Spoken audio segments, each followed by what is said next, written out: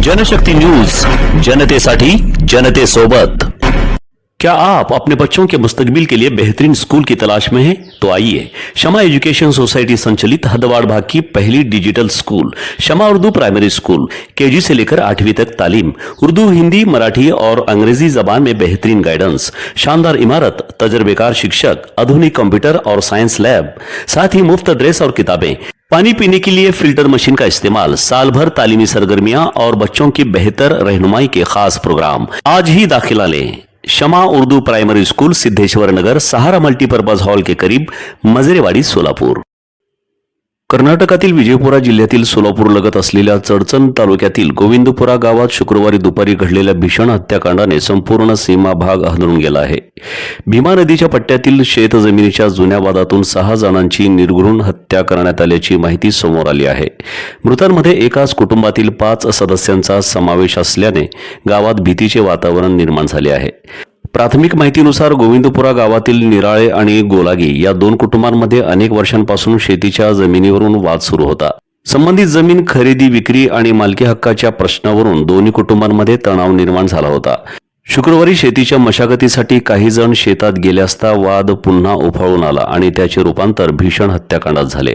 हल्लेखोरांनी धारदार शस्त्रांसह हल्ला चढवत 6 जणांना ठार मारल्याचा आरोप आहे। काही वृत्तांनुसार गोळीबार झाल्याचीही चर्चा आहे, तर पोलिसांकडून विविध अंगांनी तपास सुरू असल्याचे सांगण्यात आले आहे। घटनास्थळी मोठ्या प्रमाणात रक्तपात झाल्याने परिसरात एकच खळबळ उडाली आहे।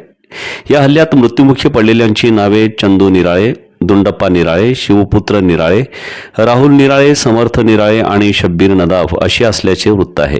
सर्व मृतक गोविंदपुरा गावातील रहिवासी होते, तर या हल्ल्यात 2 जण जखमी झाल्याची माहितीही समोर आली आहे।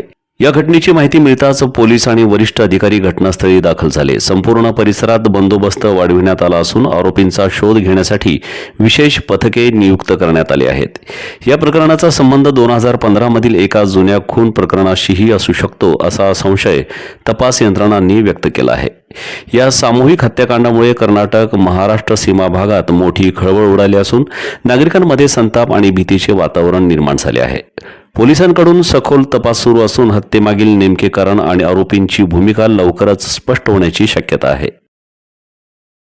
हे आहे दक्षिण सोलापूर तालुक्यातील वळसंग। इतिहासाची समृद्ध परंपरा आणि उज्ज्वल भविष्याची नवी दिशा, प्रगतशील आणि वेगाने विकसित होणारं गाव वळसंग। कुरनूर धरणाच्या सान्निध्यात निसर्गरम्य वातावरणात वसलेलं वळसंग सोलापूर पासून फक्त 12 ते 15 मिनिटं, अक्कलकोट पासून 12 ते 15 मिनिटं आणि रेनगर पासून केवळ 7 ते 8 मिनिटं अंतरावरती सोलापूर अक्कलकोट महामार्गावरील उड्डाण पूल आणि वेगवान महामार्गाच्या थेट संपर्कात असलेलं वळसंग। महामार्गावरून थेट वळसंगला सोलापूर अक्कलकोट गुलबर्गा महामार्ग, मोहोळ मंद्रुप वळसंग रिंग रूट, मुंबई पुणे हैदराबाद महामार्ग आणि सुरत चेन्नई ग्रीनफील्ड एक्सप्रेस अशा एकापेक्षा एक जास्त महामार्गाने वेढलेलं गाव म्हणजे आपलं वळसंग। हे आता महाराष्ट्राच्या नकाशावरती नव्या विकासाचं केंद्र बनलंय। वळसंग मध्ये आहेत प्रसिद्ध मंदिरं, सोलार हब, टोल नाका, जवळच आहे कुरनूर धरणाचं ताजं पाणी आणि निसर्ग सौंदर्य, आकर्षक हॉटेल्स आणि ढाबे सुद्धा। प्रवासात थकलेल्या प्रवाशांसाठी स्वादिष्ट जेवण, आराम, ताजेतवाने आणि प्रदूषण मुक्त वातावरण।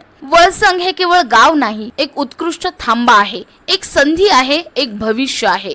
वळसंग ऐतिहासिक वारसा, आधुनिक कनेक्टिव्हिटी आणि उद्याच्या विकासाची हमी, सोलापूर जिल्ह्याचा अभिमान आणि महाराष्ट्राचा गौरव वळसंग।